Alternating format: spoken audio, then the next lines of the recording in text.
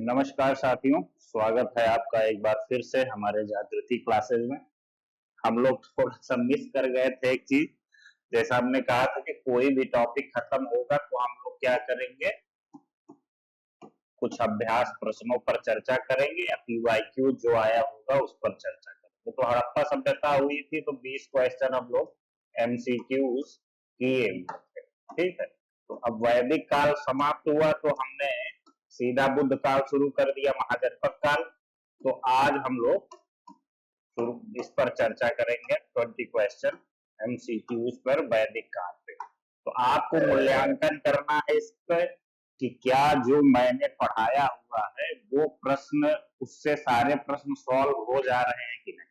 ठीक है, अगर नहीं होगा तो आप फीडबैक हमको देंगे और फीडबैक देंगे तो उसके हिसाब से हम लोग इनकलकेट करेंगे अपनी अगली क्लासेज में चीजों को। ठीक है, तो फीडबैक बहुत जरूरी है। आप लोग फीडबैक दीजिए, कमेंट करिए, क्या और अच्छा किया जा सकता है उसके बारे में हम लोगों को आप बताइए। ठीक है, तो आइए शुरू करते हैं। ये जो प्रश्न है, हम 20 क्वेश्चन बनाए हुए हैं प्रश्न। उन प्रश्नों की जो प्रकृति है वो जो मैंने पढ़ाया है उसी पर आधारित है। भूगोल एवं नदियों पर प्रश्न है। भूगोल मतलब ऋग्वैदिक काल के और उत्तर वैदिक काल के लोग कहाँ निवास करते थे वो, और कौन सी नदियां प्रभावी रही हैं। फिर राजनीति और प्रशासन पर प्रश्न है। फिर उसके बाद समाज और अर्थव्यवस्था पर, वर्ण व्यवस्था पर प्रश्न है। धर्म एवं वैदिक साहित्य पर प्रश्न है। अर्थव्यवस्था एवं आजीविका पर प्रश्न है। ठीक है, तो इन सभी लगभग 5 टॉपिक्स हैं। इन सब पर हम लोग लगभग 20 क्वेश्चन पर चर्चा करेंगे। और इतना आप वैदिक काल देख लीजिए, 4-5 वीडियोज में है, एक बार ये देख लीजिए तो आपकी जो पढ़ाई है वो लगभग पूर्ण हो जाएगी। और कोई भी एग्जाम देंगे तो वो आपके हिसाब से उस पर आप अच्छे से परफॉर्म करते हैं। ठीक है, तो आइए हम लोग चलते हैं, इसको करते हैं क्वेश्चन को। क्वेश्चन भूगोल एवं नदियों से क्वेश्चन है। आप आइए, देखते ही सवाल आप बता देंगे कि मैंने पढ़ाया है कि नहीं पढ़ाया है इसको। तो ऋग्वेद में निम्नलिखित में किस नदी का सर्वाधिक उल्लेख है या सर्वाधिक बार उल्लेख किस नदी का हुआ है। तो हम लोग जानते हैं कि सिंधु एक नदी है, कि सिंधु के तट पर सप्त सैंधव प्रदेश का नाम सुने ही है आप लोग, हम लोगों ने बताया ही था, सप्त सैंधव प्रदेश। और उस सप्त सैंधव प्रदेश में सिंधु नदी के साथ 6 अन्य नदियां थी। सिंधु नदी प्लस 6 और नदियां, इनके बारे में चर्चा है। तो सबसे ज्यादा बार सिंधु नदी की चर्चा की गई है, जिसमें हमने ये बताया था सिंधु नदी के पर फिर झेलम, चिनाब, रावी और क्या कहते हैं, झेलम, चिनाब, रावी, सरस्वती, ये सारी नदियां सिंधु के साथ, झेलम, चिनाब, रावी, सरस्वती, उभा, कुर्मू, ये सारी नदियां शामिल थी इसमें। ठीक है, उभा से मतलब काबुल से होके यहाँ सरस्वती ये नदी तक। सिंधु नदी का सर्वाधिक बार उल्लेख हुआ है, लेकिन सरस्वती नदी को सबसे पवित्र नदी या वाणी की नदी मानी जाती थी, या नदी तमा कहा गया। ठीक है, नदी तमा सरस्वती नदी को। तो सबसे ज्यादा बार अगर उल्लेख किया जाए तो किसका आएगा, सरस्वती का, सिंधु का। लेकिन सबसे महत्वपूर्ण नदी और पवित्र नदी की बात की जाए तो वो हो जाएगा सरस्वती। ठीक है, ऋग्वेद में सरस्वती नदी को किस रूप में वर्णित किया गया, तो भाई नदियों में पवित्रतम तथा वाणी की देवी। अगला क्वेश्चन हो ही गया है। ठीक है, फिर आइए, उत्तर वैदिक साहित्य में निम्नलिखित में से किस क्षेत्र का विशेष उल्लेख मिलता है। तो उत्तर ऋग्वैदिक साहित्य में क्या था, ऋग्वेद में किसका उल्लेख मिलता है आपको, सप्त सैंधव। ठीक है, सप्त सैंधव प्रदेश का उल्लेख मिलता है। और उत्तर वैदिक काल में हमको गंगा यमुना दोआब का क्षेत्र सबसे ज्यादा इसका उल्लेख मिलता है। गंगा यमुना दोआब के साथ ही दो नदियों का और उल्लेख मिलता है, एक का नाम रहता है रेवा, एक का नाम रहता है सदानीरा। ठीक है, तो इनसे पहचान जो की जाती है, रेवा से नर्मदा नदी की पहचान होती है और सदानीरा से गंडक की पहचान की जाती है, हम लोगों ने जैसा कि पढ़ा हुआ है। क्लियर हुआ आपका ये? फिर दासराग युद्ध के बारे में हम लोगों ने विशेष चर्चा ही किया था कि जो परुसड़ी नदी थी, जिसको रावी नदी कहते हैं, परुसड़ी नदी जिसको रावी नदी कहते हैं, उस नदी के तट पर दासराग युद्ध हुआ था। मैंने बताया था कि एक तरफ सुदास था, सुदास ने विश्वामित्र से नाराज होकर उनको अपने पुरोहित पद से हटा दिया था, उनके स्थान पर वशिष्ठ को पदयुक्त किया था। और विश्वामित्र इस बात से नाराज हो जाते हैं और वो जाते हैं, वो 5 आर्य और प्लस 5 अनार्यों का एक संघ निर्मित करते हैं और इस 10 राजाओं का नेतृत्व विश्वामित्र करते हैं। ठीक है, और इधर से सुदास रहता है और उसका नेतृत्व, उसका जो सलाहकार थे वशिष्ठ थे। युद्ध होता है, रावी नदी के तट पर होता है और रावी नदी के तट पर जो युद्ध होता है उसमें सुदास और वशिष्ठ की जीत होती है और विश्वामित्र की हार होती है। ये कहानी हमने आपको बताया हुआ था। तो ये पूरा आपका सिलेबस हो गया, यहाँ 4 क्वेश्चन क्लियर है, सारी चीजें क्लियर हो रही हैं। अब आइए, अब ये चौथा क्वेश्चन है, फोर्थ, ऋग्वैदिक काल की अर्थव्यवस्था के संदर्भ में कौन सा कथन सही है? तो ऋग्वैदिक काल में कृषि प्रमुख व्यवसाय था तथा भूस्वामित्व स्पष्ट था, तो गलत बात है। सिक्कों का प्रचलन हो गया, कोई प्रचलन नहीं सिक्कों का हुआ था। निष्क का प्रचलन होता है उत्तर वैदिक काल में, जो कि अलंकरण रहता है और गले में पहना जाने वाला हार था ये। ठीक है, नगरों का व्यापक विकास हो गया था, गलत है। तो पशुपालन को कृषि की अपेक्षा अधिक महत्व दिया गया था। पशुपालन हम लोगों ने बताया ही था, जैसा कि हम लोग जानते हैं।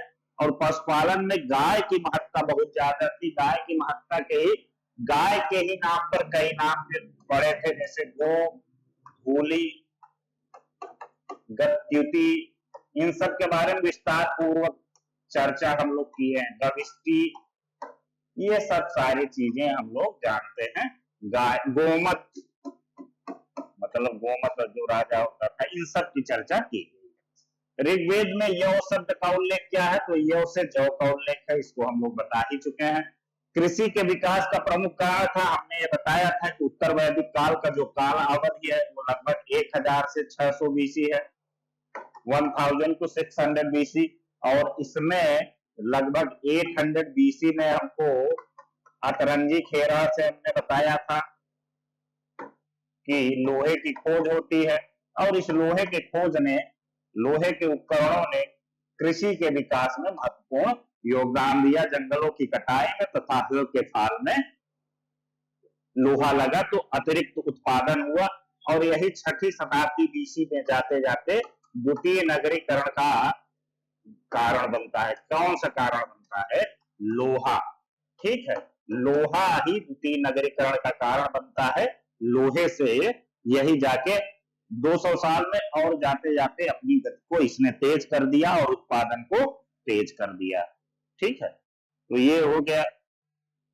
अब आइए प्रशासन और उस पर,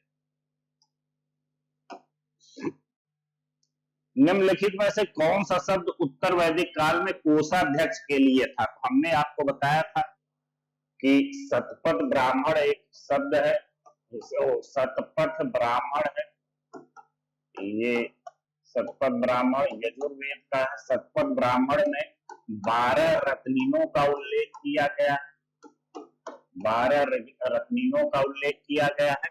इसी में हमको कोषाध्यक्ष जो शब्द आता है वो संग्रहीता के लिए आता है। एक शब्द होता है संविधाता, वो आगे चलकर मिलेगा। ठीक है, तो ये जाने। ठीक, पुरोहित जो राजा का सलाहकार होता था, वो राज्यपति जो राज का प्रमुख होता था, सेनानी जो सेना का प्रमुख होता था। ऋग वैदिक काल में राजा को जनता द्वारा स्वेच्छा से दिए जाने वाले उपहार को क्या कहा जाता था? तो बलि कहा जाता था, स्वेच्छा से उपहार। इसके बारे में भी हम लोग बढ़िया से चर्चा किए हैं, आप वीडियो देखेंगे तो आपको पता चलेगा। ठीक है, ऋग वैदिक काल के संदर्भ में निम्नलिखित में से कौन सा कथन सही है? अस्थाई सेना विद्यमान थी, गलत है। नियमित न्यायिक व्यवस्था विकसित थी, बिल्कुल गलत है। युद्ध के समय सैनिक टोलियों का गठन किया जाता था। राजा का चुनाव केवल वंशानुगत आधार पर होता था, तो ये गलत है। तीसरा सही होगा। अभी तक वंशानुगत का कोई वो नहीं मिलता था। जो लोग शारीरिक और दिमागी रूप से बहुत स्वस्थ होते थे, शरीर से भी और दिमाग से, उनको राजा का दायित्व दे दिया जाता था, ऐसे कहा दिया जाता था। बाद में वंशानुगत होता है, उत्तर वैदिक काल में धीरे धीरे आते हैं। ठीक, इस पर भी हम लोगों ने विस्तृत चर्चा की। फिर ऋग वैदिक के पुरुष सूक्त में पहली बार किस व्यवस्था का उल्लेख मिलता है? तो इसको तो आप लोग जानते हैं कि वर्ण व्यवस्था का उल्लेख मिलता है। ये तो बहुत ही कॉमन सा क्वेश्चन है। ऋग्वेद का 10वां मंडल